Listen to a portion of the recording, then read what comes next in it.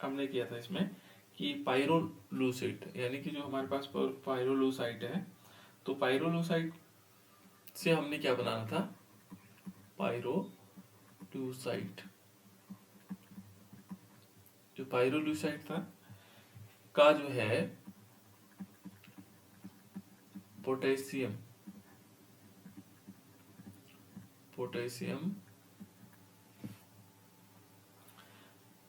Magnet में रूपांतरण। पहले क्या था, मैग्नेट में, है ना, मैग्नेट, यानी कि पहले क्या करना है, मैग्नेट में रूपांतरण करना है इसको।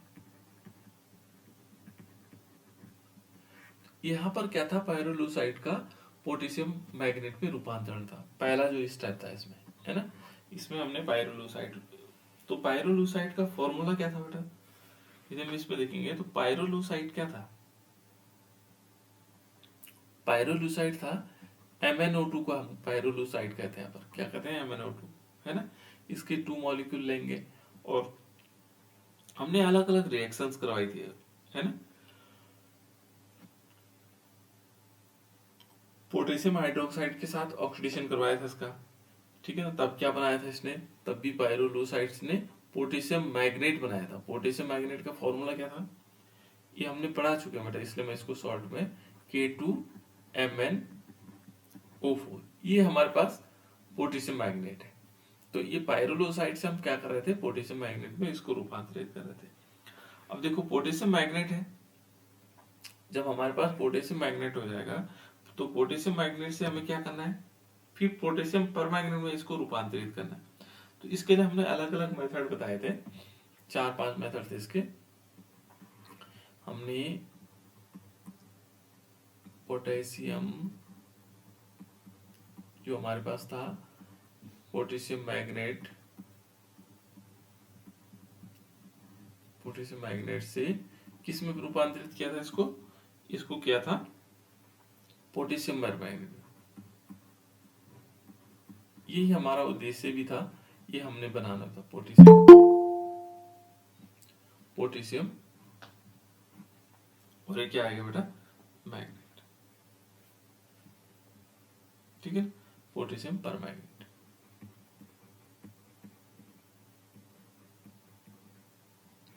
तो इस प्रकार से हम इसे परिवर्तित कर सकते बेटा। तो कैसे हमें इसको परिवर्तित करेंगे, तो इसके लिए हमने अलग अलग मेथड बताया आपको। जैसे नंबर 1 को देखेंगे तो ऑक्सीडेशन, पहले क्या था इसमें, यदि देखोगे तो पहला जो मेथड था इसमें वो था ऑक्सीकरण। ऑक्सीकरण के द्वारा हम क्या कर सकते थे, रासायनिक ऑक्सीकरण, केमिकल ऑक्सीडेशन। तो यहाँ केमिकल ऑक्सीडेशन के द्वारा हम क्या कर सकते हैं, इसको परिवर्तित, केमिकल ऑक्सीडेशन। केमिकल ऑक्सीडेशन में क्या होता था, यहाँ पर हमें क्या करना है कि पोटेशियम परमैंगनेट लेना है, ये बताए थे मैंने आपको, है ना। तो पोटेशियम परमैंगनेट को किस प्रकार से आ जाएगा, जैसे ये है K2MnO4, इसका नाम है पोटेशियम मैग्नेट, और इसके 3 मॉलिक्यूल लेंगे और 3 मॉलिक्यूल किसके साथ करवाएंगे रिएक्शन, यहाँ पर वो बेटा 2CO2, 2 मॉलिक्यूल कार्बन डाइऑक्साइड का। तो ये क्या बना देगा, ये बना देगा 2 molecule potassium permanganate KMnO4, KMnO4 बन जाएगा। इसका नाम क्या है, पोटेशियम परमैंगनेट। और साथ साथ में MnO2, इसको बोलते हैं पाइरोलूसाइड कहते हैं, है ना। और मैग्नीज ऑक्साइड भी है, और साथ साथ में K2CO3 भी निकल जाएंगे, 2 मॉलिक्यूल। तो देखो ये क्या किया हमने, जो पोटेशियम परमैंगनेट है, सॉरी पोटेशियम मैग्नेट है, इसको हमने पोटेशियम परमैंगनेट में कन्वर्ट कर दिया। तो पहला मेथड तो ये। दूसरा यदि हम देखेंगे बेटा, इसमें दूसरा मेथड हो सकता है, दूसरा इसमें क्या होगा, वैद्युत अपघटनी या विद्युत अपघटनी ऑक्सीकरण। दूसरा क्या होगा, विद्युत अपघटनी ऑक्सीकरण, ठीक है। यहां पर क्या होगा, विद्युत अपघटनी ऑक्सीकरण,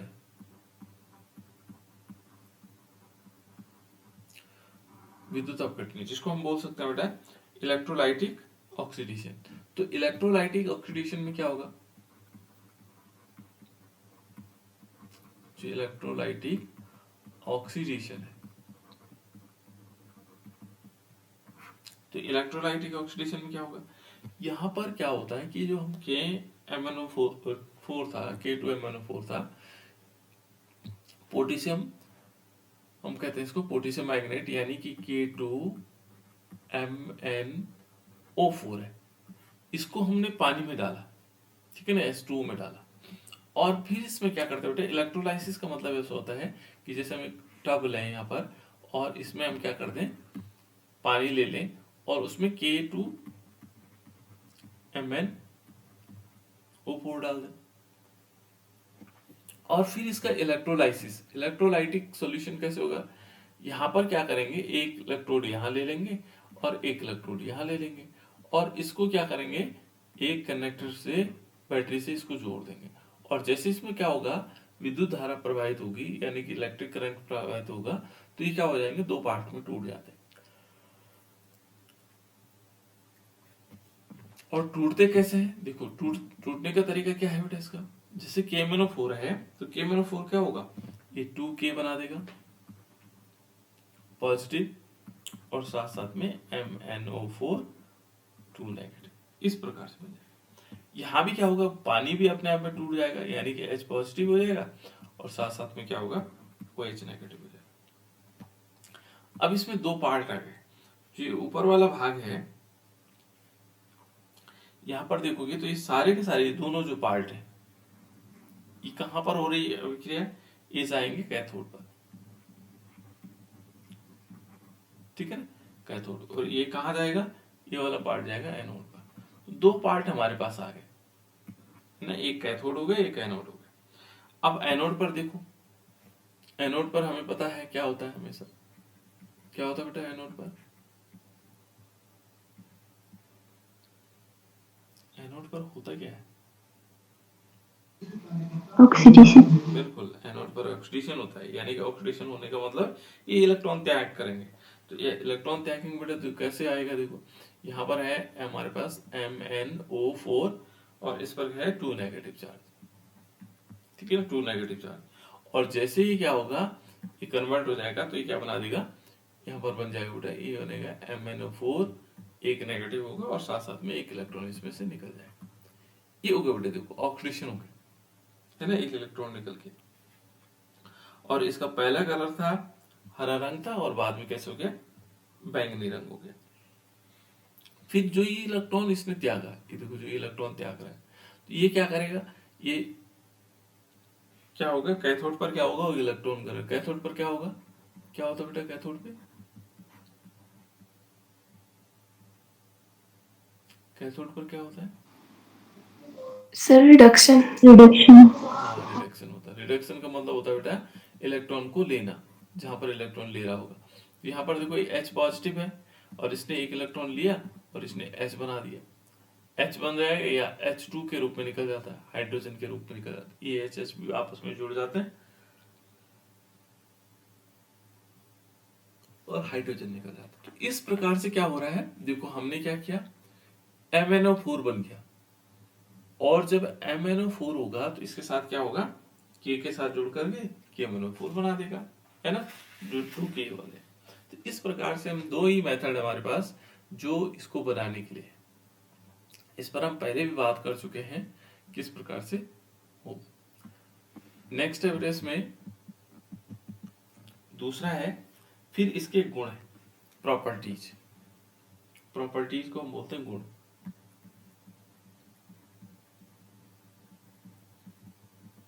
जिसकी प्रॉपर्टीज है, गुण, कौन कौन से गुण हो सकते हैं, प्रॉपर्टीज क्या है इसके, तो इसके प्रॉपर्टीज को देखेंगे, क्या प्रॉपर्टीज होंगे बेटे इसमें, ठीक है ना, जो गहरे बैंगनी रंग का चमकदार क्या होगा, प्रिज्मेटिक क्रिस्टल होता है। यदि हम इसको देखेंगे तो जो हमारे पास क्या होगा, पोटेशियम, इसको क्या बोलते हैं बेटा, पोटेशियम परमैंगनेट। तो पोटेशियम परमैंगनेट को यदि हम देखेंगे तो पोटेशियम परमैंगनेट कैसे रंग का होगा, बैंगनी रंग का होता है, और चमकदार होता है, क्रिस्टल के रूप में होता है ना, प्रिज्म क्रिस्टल के रूप में।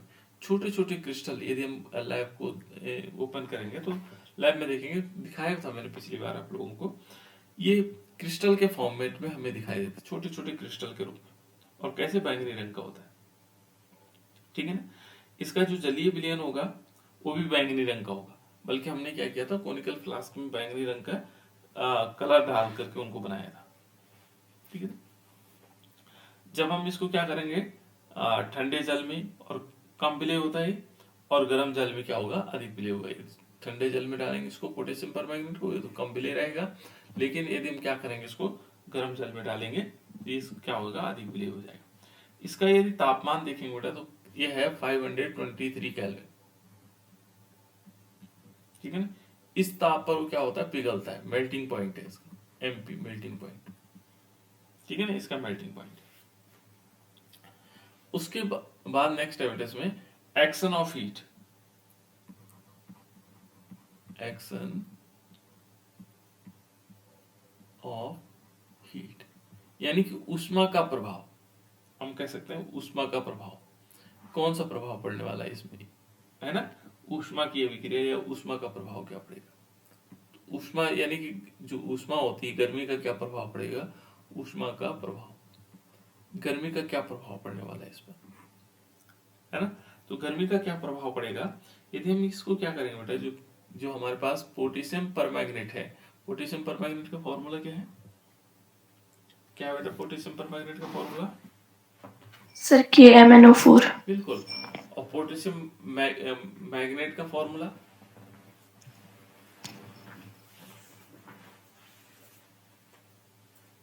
K2MnO। MnO4, K2MnO4 जो है क्या है, पोटेशियम मैग्नेट का फॉर्मूला है, ठीक है ना। और एक है पायरोल्यूसाइड, पायरोल्यूसाइड क्या होता है, उसका फॉर्मूला क्या है, MnO2। गुड, ठीक है ना। तो ये चीजें याद रखने हमने, छोटी छोटी चीजें हैं, है ना। तो अब यहाँ देखो बेटा, इसमें क्या हुआ, हम हीट का क्या प्रभाव पड़ेगा, कि जैसे हम इसको 517 केल्विन पर ले जाते हैं, इतने ताप पर ले जाएंगे, है ना, तो जो हमारे पास KMnO4 है वो टूट जाता है ना, और टूट जाने पर क्या बना देगा, ये बना देगा पोटेशियम मैग्नेट। तो यहां पर हम क्या करेंगे, 2 मॉलिक्यूल लेंगे KMnO4, ये हमने 2 मॉलिक्यूल लिए, ये क्या था बेटा, इसका नाम क्या है, बोलो, KMnO4 का नाम क्या है, पोटेशियम। हाँ बिल्कुल, पोटेशियम परमैंगनेट। जैसे हम इसको गर्म करेंगे बेटा, ये देखो हीट किया, हीट करने से क्या होगा, ये बना देगा K2MnO4, K2MnO4 ये बन जाएगा, इसका नाम क्या है, पोटेशियम मैग्नेट। मैग्नेट, और प्लस इसमें बन जाएगा MnO2, इसका नाम क्या है, पायरोलुसाइड। बिल्कुल, पायरोलुसाइड भी कहते हैं इसको, और दूसरा नाम है इसका मैग्नीज डाइऑक्साइड, मैग्नीज डाइऑक्साइड। तो इस प्रकार से क्या बना देगा, ये हमारे पास पोटेशियम मैग्नेट बना देगा, पायरोलुसाइड बना देगा, और ऑक्सीजन गैस इसमें से रिलीज हो जाएगी जब हम क्या करेंगे, उस पर ताप देंगे, किस पर, KMnO4 पर। तो ये याद रखना होगा हमें कि जब हम KMnO4 पर टेम्परेचर देते हैं, हीट का इफेक्ट डालते हैं, तो ये 3 चीजें हमें प्राप्त हो जाती है, ठीक है। ये इसका प्रॉपर्टीज में आता है। दूसरा है बेटा इसमें ऑक्सीकारक गुण। ऑक्सीकारक गुण का मतलब होता है ये दूसरे का ऑक्सीकरण करता है ना। ऑक्सीकारक का मतलब हो गया दूसरे का ऑक्सीकरण करने वाला, यानी कि हम कह सकते हैं ऑक्सीकारक गुण, इसको इंग्लिश में बोलते हैं ऑक्सीडेशन नेचर, ऑक्सीडेशन नेचर। ये इसका ऑक्सीडेशन नेचर है कि क्या करे, दूसरे का ऑक्सीडेशन करता है। तो यदि यहां पर देखो बेटा, तो ये एक प्रकार से जो KMnO4 है, इसको हम बोलते हैं प्रबल ऑक्सीकारक है, प्रबल ऑक्सीकारक। इसका मतलब बहुत तेजी से क्या कर देता है, ऑक्सीकरण करता है, प्रबल ऑक्सीकारक है। इसको एक तो हम ये मान लेंगे ये क्या है, प्रबल ऑक्सीकारक। ये क्या करता है बेटा, जैसे क्षारीय हो या उदासीन हो, तीनों माध्यम में कर सकता है, अम्लीय, क्षारीय, उदासीन माध्यम में, तीनों माध्यम में ये ऑक्सीकरण को नवजात ऑक्सीजन देता है। ये वाला ऑक्सीजन ये है, एक ऑक्सीजन तो ऐसा होता है O2, ये तो मॉलिक्यूलर ऑक्सीजन है, ये नवजात ऑक्सीजन है, इसके साथ कुछ नहीं जुड़ा हुआ, O2 भी नहीं बना हुआ है ना, ये नवजात ऑक्सीजन प्रदान करते हैं। और इस नवजात ऑक्सीकरण के कारण क्या होता है बेटा, ये ऑक्सीकारक गुण दूसरे का ऑक्सीकरण कर देता है ना। तो पहले हम देखते हैं इसमें अम्लीय माध्यम, जिसको हम बोलते हैं एसिडिक मीडियम। फर्स्ट नंबर है इसका एसिडिक मीडियम, अम्लीय माध्यम। जहां पर माध्यम क्या होगा, अम्लीय होगा, जहां पर अम्लीय माध्यम होगा। जैसे हम देखें हमारे मुंह में कैसा माध्यम होता है बेटा, जो माउथ है इसके अंदर कैसा माध्यम रहता है, मीडियम कैसा रहता है, एसिडिक मीडियम, क्योंकि यहाँ पर बहुत सारी चीजें एसिडिक स्रावित होती है ना। पेट में देखो घामाशय में वहां भी एसिडिक मीडियम रहता है, अम्ल रहता थोड़ा सा, है ना, खट्टे खट्टे चीजें रहती। तो ये अम्लीय माध्यम, यहाँ पर क्या करेंगे, हमें थोड़ा सा अम्ल डालना पड़ेगा। तो पहले क्या करना पड़ेगा बेटा, इसको यहाँ पर जो KMnO4 है हमारे पास, पोटेशियम परमैंगनेट है, KMnO4 है, इसमें हम थोड़ी सी क्या कर देंगे, अम्ल मिला देंगे। अम्ल कौन से हो सकते हैं, किन्हीं अम्लों के नाम बताओ बेटा, एसिड का नाम बताओ,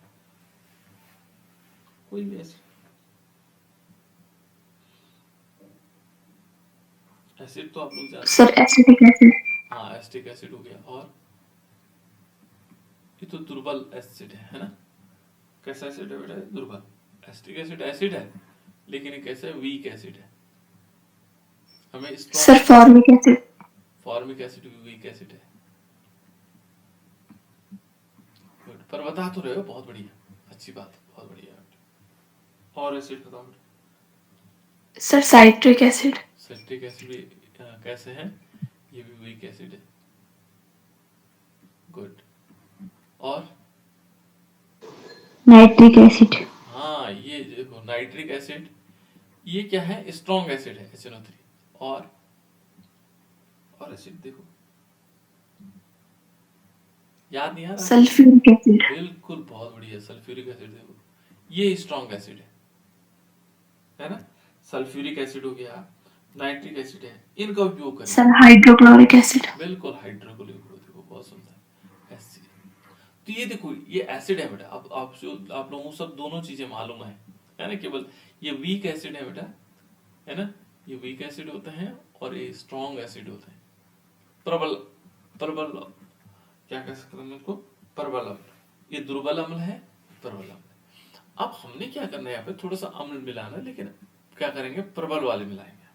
क्या मिलाएंगे, प्रबल वाला, थोड़ा सा 1-2 बूंद मिला, है ना। तो इसको हम क्या कर सकते हैं, अब जैसे हम क्या करेंगे, मान लीजिए हमने क्या लिया, देखो KMnO4 लिया, और इसमें हमने थोड़ी सी मात्रा में क्या कर दिया, सल्फ्यूरिक एसिड मिला दिया।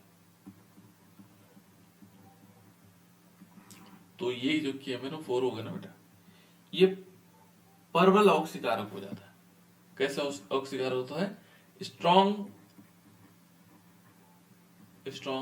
ऑक्सीडाइजिंग एजेंट हो जाता है, ऑक्सीडाइजिंग एजेंट, ठीक है ना। ये स्ट्रॉन्ग ऑक्सीडाइजिंग, प्रबल ऑक्सीकारक अभिकर्मक हो जाता है, तब ये प्रबल हो जाता है। अब किसी का भी ऑक्सीकरण कर लेता है ना। तो यहाँ पर क्या होगा, प्रबल ऑक्सीकरण हो जाता है। जैसे माना हमने चाहे ये डाला हो, चाहे सरबोज नाइट्रिक एसिड डाला हो, HNO3 डाला हो, या HCl डाला हो, इन तीनों एसिड्स में वैसे जनरली हम क्या करते हैं, सल्फ्यूरिक एसिड को डालते हैं, ठीक है ना। सर्वोत्तम अच्छा माना जाता है इसको, ठीक है। तो अब क्या हो गया, प्रबल ऑक्सीकारक हो जाएगा। अब कैसे ऑक्सीकारक होगा, ऑक्सीकरण कैसे करेगा दूसरे का। हमने जब इसमें ये डाला तो हुआ क्या, जैसे मान लीजिए हमने 2 मॉलिक्यूल KMnO4 लिया, KMnO4 हमने लिया, क्या लिया बेटा, 2 मॉलिक्यूल KMnO4 लिया। अब इस 2 मॉलिक्यूल KMnO4 को हमने क्या किया, 3 मॉलिक्यूल सल्फ्यूरिक एसिड डाला, H2SO4 डाला, और जैसे ही इसको डाला तो उससे क्या हुआ, उससे क्या हुआ बेटा, यहाँ पर एक तो बना K2SO4। देखो जब हम इसके साथ सल्फ्यूरिक एसिड डाल रहे हैं तो एक तो बनेगा K2SO4, दूसरा बनेगा बेटा इसमें क्या बनेगा, 2 मॉलिक्यूल Mn और SO4, ये बनेगा। फिर क्या होगा इसमें 3 मॉलिक्यूल H2, ये 3 मॉलिक्यूल क्या होंगे H2, और प्लस इसमें क्या होगा 5 मॉलिक्यूल क्या होंगे ऑक्सीजन होंगे। ये नवजात ऑक्सीजन निकल जाएंगे। जैसे हम इसमें ये डालते हैं तो ये ऑक्सीजन निकल जाते हैं, और ये ऑक्सीजन जब निकलेगा बेटा यही दूसरे का क्या करेगा, ऑक्सीकरण करेगा। ये दूसरे का क्या करेगा, ऑक्सीकरण, दूसरे के साथ अभिक्रिया करके उसको ऑक्सीडाइज कर।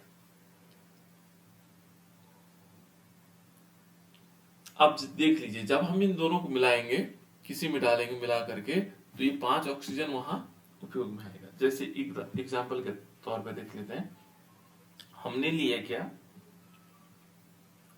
फेरस लवण लिया, और जो फेरस लवण होता है, ठीक है ना, जो हमारे पास क्या है फेरस लवण, मान लीजिए हमने क्या लिया फेरस लवण लिया, और इस फेरस लवण को क्या कर देंगे, फेरिक लवण में परिवर्तित कर देगा, फेरिक लवण में परिवर्तित कर देगा या में ऑक्सीकृत कर देगा।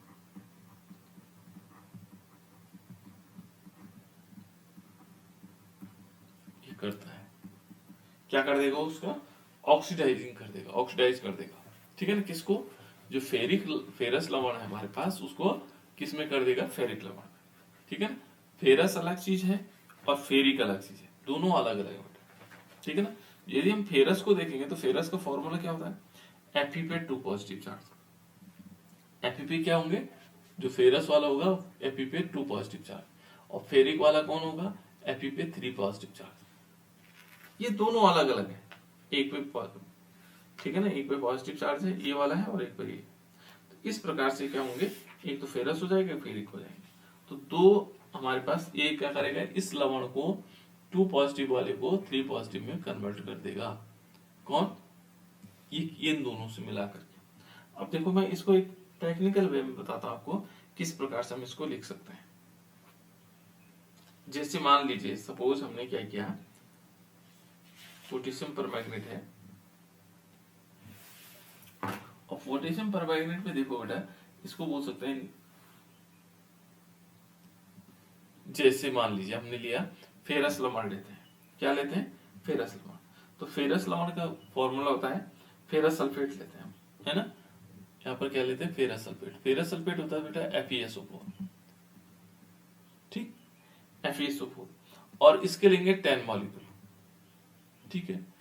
अब इस 10 मॉलिक्यूल के यहाँ पर दिखाते हैं, इस एरो के ऊपर दिखाते हैं, यहाँ पर क्या दिखाएंगे, एक तो दिखाएंगे KMnO4। तो तरीका ये है, टेक्निकल ये है KMnO4, और हमने क्या किया था, कुछ मात्रा इसमें सल्फ्यूरिक एसिड डाला, ठीक हो गया। अब जैसे ये अभिक्रिया करेगा ये क्या कर देगा, इसको फिर इसको बना देगा 5 मॉलिक्यूल Fe2 और SO4 के होल थ्राइस। ये इसमें कन्वर्ट हो जाएगा, देखो ये क्या हो गया, इससे इसमें कन्वर्ट हो गया, और प्लस इसमें और मॉलिक्यूल भी निकल जाएंगे। लेकिन ये रिएक्शन तो सॉल्ट कंटेंट, ये रिएक्शन कैसे, सॉल्ट में।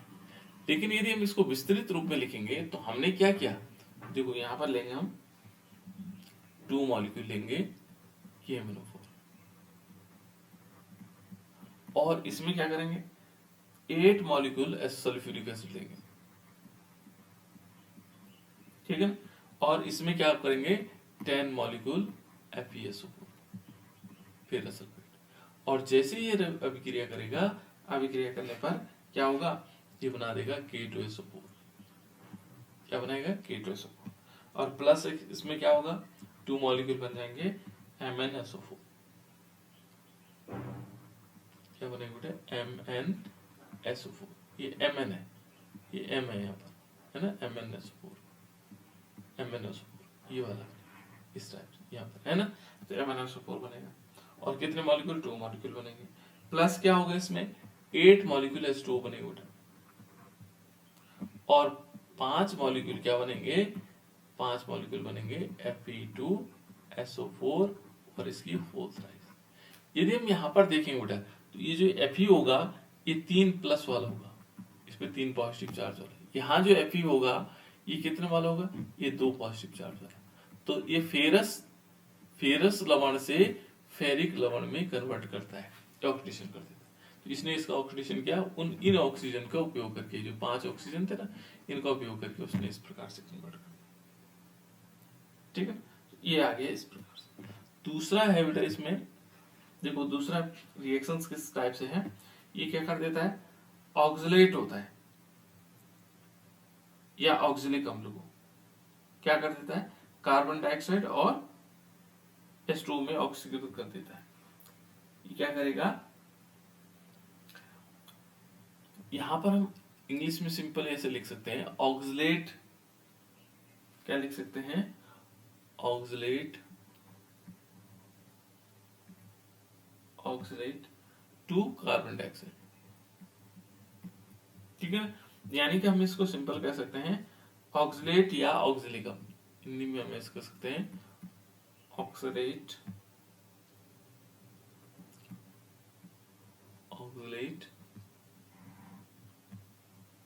या ऑक्जेलिक अम्ल।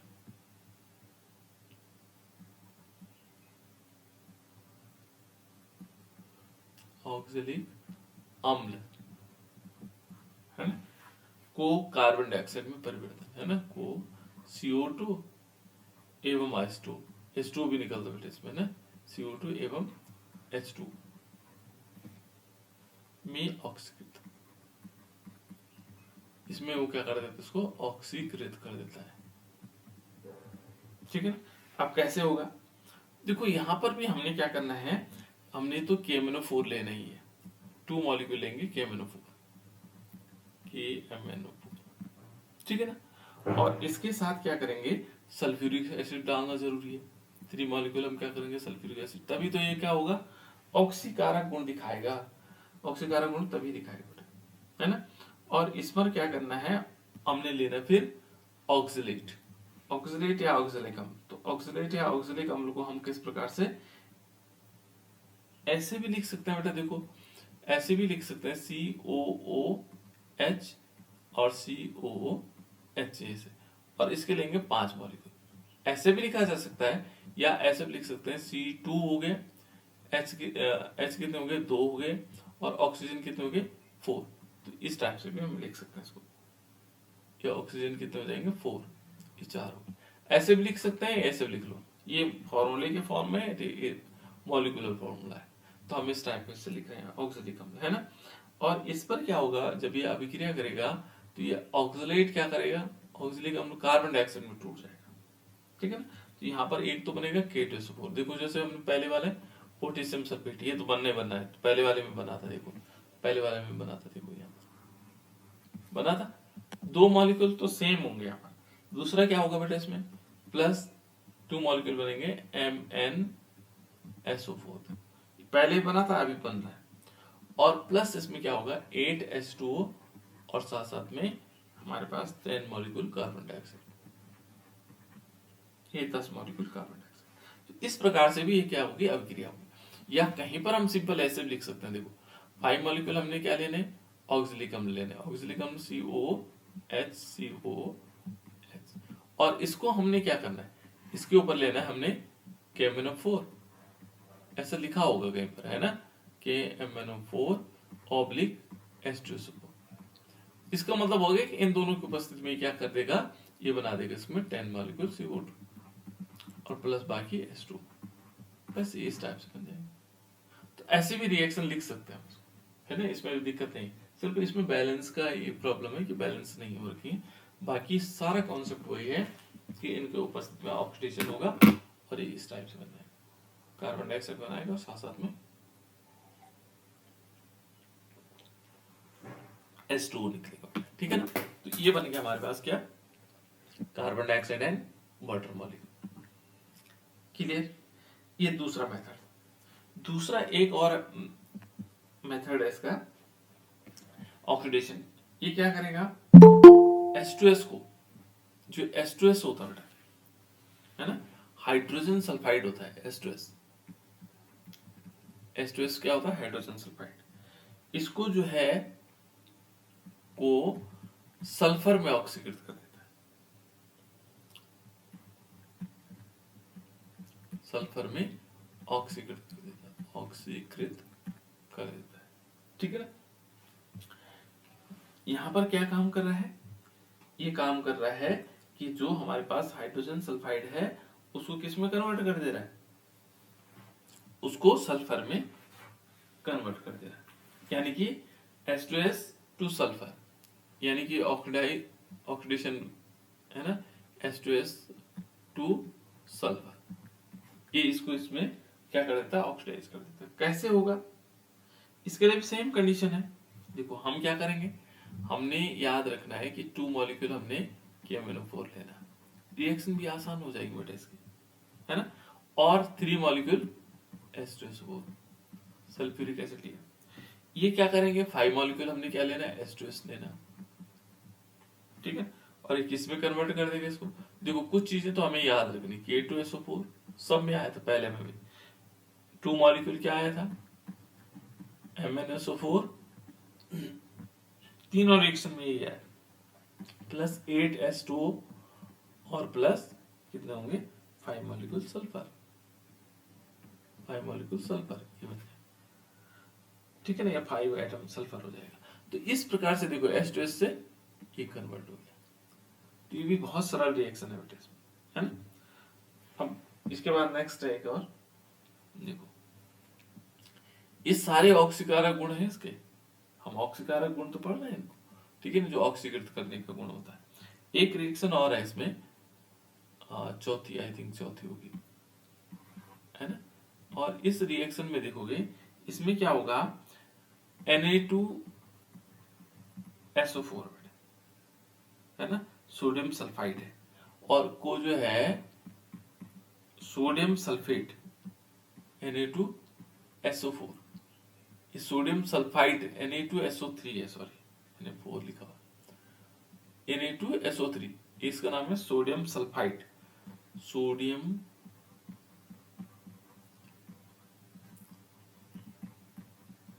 सल्फाइड, और ये है सोडियम सल्फेट, सोडियम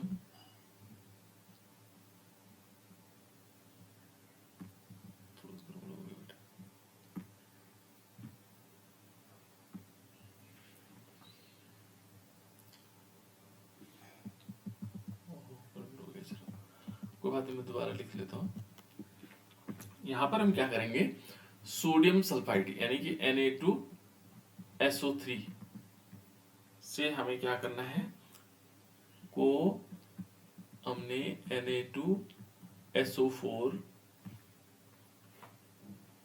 में ऑक्सीकृत करना है, इसको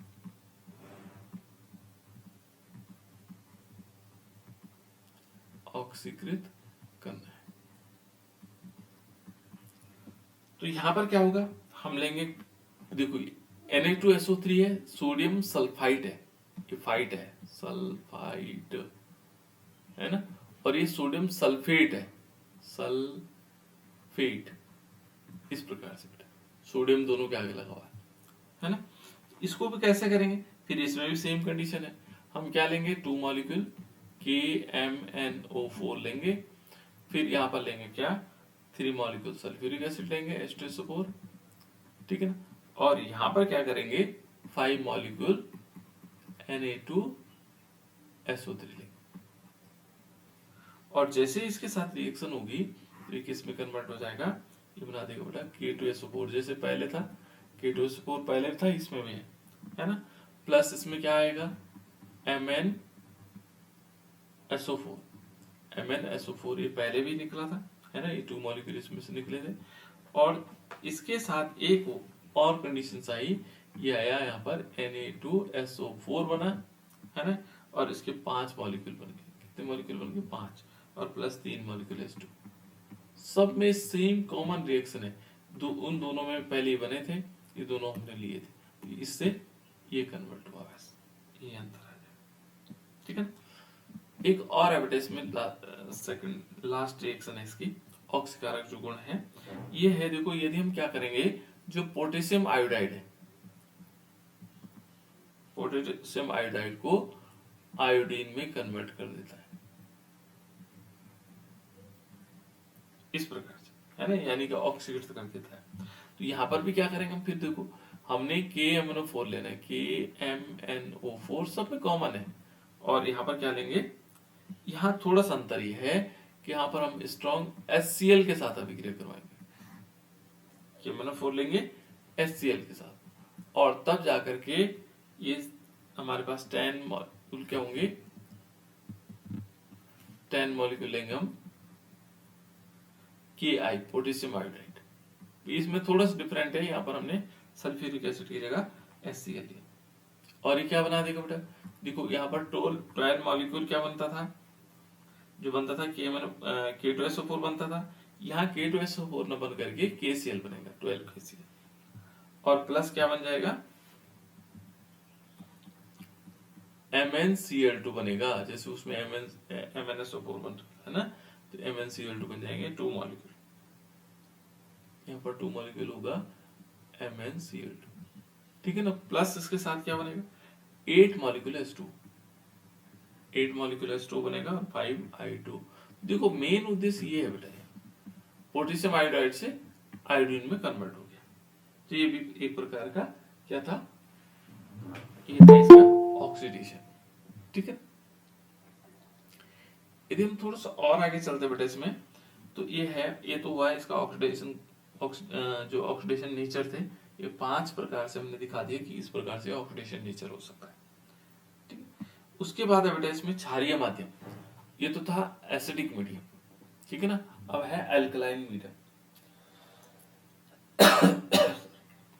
कैसा मीडियम है, एल्कली मीडियम, जहां पर हम क्या करेंगे, इसमें एल्कलिक मीडियम में क्या होगा, देखो क्या एल्कलाइन मीडियम में क्या होना चाहिए, एल्कलाइन मीडियम में यहां तो एसिड का प्रयोग किया हमने, ठीक है, एल्कलाइन, पहले इसको लिख लेते हैं, एल्कलाइन मीडियम, या इसको हम बोल सकते हैं क्षारीय माध्यम में, क्षार बनाता है ना, क्षारीय माध्यम,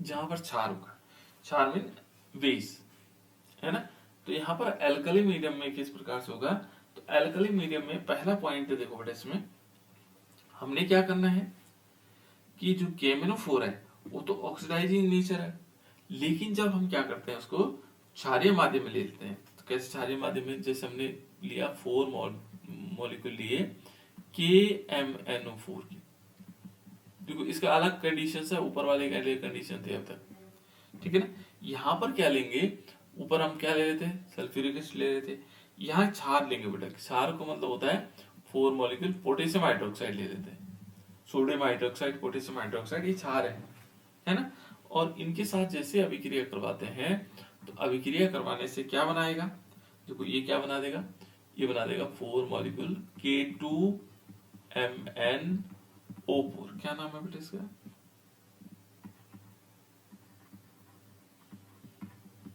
बताओ नाम क्या है इसका, K2MnO4, sodium, sodium permanganate. Permanganate, sir potassium permanganate. और KMnO4 का,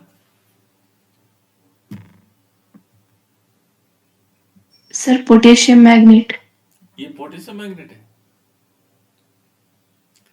KMnO4 होता है बेटा परमैंगनेट, और K2MnO4 होता है, बोलो K2MnO4 क्या होता है, पोटेशियम मैग्नेट। हाँ मैग्नेट, ये मैग्नेट आयन बना, थोड़ा याद रखना आपको, है ना, ये पोटेशियम मैग्नेट है, और ये है पोटेशियम परमैंगनेट, इसका नाम है परमैंगनेट। बस थोड़ा कंफ्यूजन रहता है इसमें, है ना। तो देखो यहाँ पर भी क्या हो रहा है बेटा, जैसे हम क्षार के साथ अभिक्रिया करवा रहे हैं ना, तो देखो यहाँ पर जो बेस के साथ अभिक्रिया करवा रहे हैं, यहाँ भी ऑक्सीजन निकल रहा है, ऑक्सीजन निकल रहा है, लेकिन ये कैसा ऑक्सीजन है, ये मॉलिक्यूलर ऑक्सीजन है।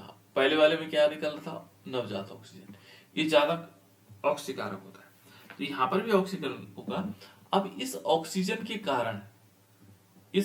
के कारण क्या होगा, ये बहुत सारे चीजों का ऑक्सीकृत कर देगा, है ना। तो क्षारीय माध्यम में भी ऑक्सीकरण होगा, है ना।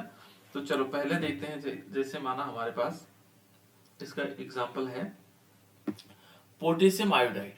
पोटेशियम आयोडाइड होता है बेटा KI, क्या होता है KI, है ना। और इसको हम क्या करेंगे, ये कन्वर्ट कर देगा इसको पोटेशियम आयोडाइड, ये कह रहा है कि यहाँ पोटेशियम आयोडाइड को पोटेशियम आयोडेट में ऑक्सीकृत कर देता है। किस में कर देता है, पोटेशियम आयोडेट में, ठीक है। तो किस प्रकार से होगा देखो, जैसे मान लीजिए पोटेशियम आयोडेट, यानी कि हम इसको किस में कन्वर्ट कर देगा, पोटेशियम आयोडेट। तो पोटेशियम आयोडेट क्या होता है, KiO3 बना देगा, तो ये इससे इसमें कन्वर्ट कर देगा। ये पोटेशियम आयोडेट है, आयोडाइड है, और एक पोटेशियम आयोडेट है। पोटेशियम क्या है बेटा, आयोडेट है, तो इसमें कन्वर्ट कर देगा। अब कैसे करेगा देखो, यहां पर हमने लिया KMnO4, 2 मॉलिक्यूल लिए KMnO4, इसका नाम क्या है,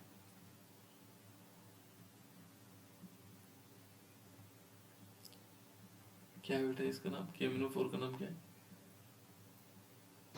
पोटेशियम परमैंगनेट। पोटेशियम परमैंगनेट, ठीक है ना। और इस पर हम क्या कर रहे हैं बेटा, देखो H2 आयोडीन और H2 के साथ, है ना। अब यहाँ मीडियम क्या लेंगे, मीडियम तो वही रहेगा, जैसे हम लेंगे KMnO4 लेंगे, साथ साथ में वो क्या डाल देंगे, उसमें कोई OH ग्रुप डाल देंगे, तो यहाँ OH ग्रुप आगे आएगा। जैसे देखो यहां से क्या हुआ, इन दोनों ने अभिक्रिया की और इन्होंने बना दिया कि ये बन जाएगा 2 मॉलिक्यूल बन जाएंगे MnO2, और प्लस क्या होगा, देखो ये यहाँ पर क्या होगा, KOH ले सकते हैं या जो भी मॉलिक्यूल आएंगे, यानी कि यहाँ पर क्या होंगे, 2 मॉलिक्यूल OH आयन होंगे, और जो बनेगा एक बनेगा KiO3, ये बना, इसका नाम है पोटेशियम आयोडेट। तो इस प्रकार से ये क्या कर देता है बेटा, इसमें कन्वर्ट कर देता है, ठीक है। ये एक प्रकार की रिएक्शन है इसके लिए, जो इससे इसमें कन्वर्ट कर देगा, ठीक है। तो इस टाइप से, क्योंकि रिएक्शनें बहुत ज्यादा हो रही हैं, तो इसलिए आज हम इसको थोड़ा यहीं पर रोक लेते हैं।